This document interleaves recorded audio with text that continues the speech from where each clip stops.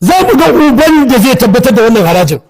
Billahi allazi la ilaha illa huwa, ina faɗi da babban murya, wallahi duk ɗan majalisa ko sanatan da ya je ya sako hannu akan wannan harajin, wallahi ka dawo gida sai mun ci ubanka.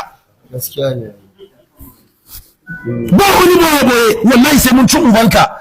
Mun tura ka wakilce mu ne. Ita democracy for the people, by the people, to the people. For the people, by the people, to the people. Kuma we are people, jama'a. We are people. Kuma da waɗanda suka ɗumama ɗan majalisar su na jihar Zamfara, Allah ya muku albarka.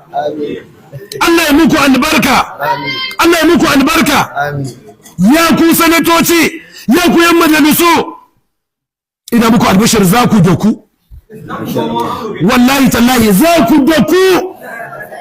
Wallahi za ku da ku. Jama'a da aka cire tallafi, uban wa aka tallafa mawa? Jama'a da aka cire tallafi, uban wa aka tallafa mawa?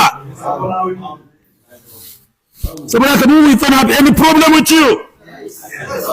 We don't have problem with any person except wanda ya je saka hannu akan mai haraji.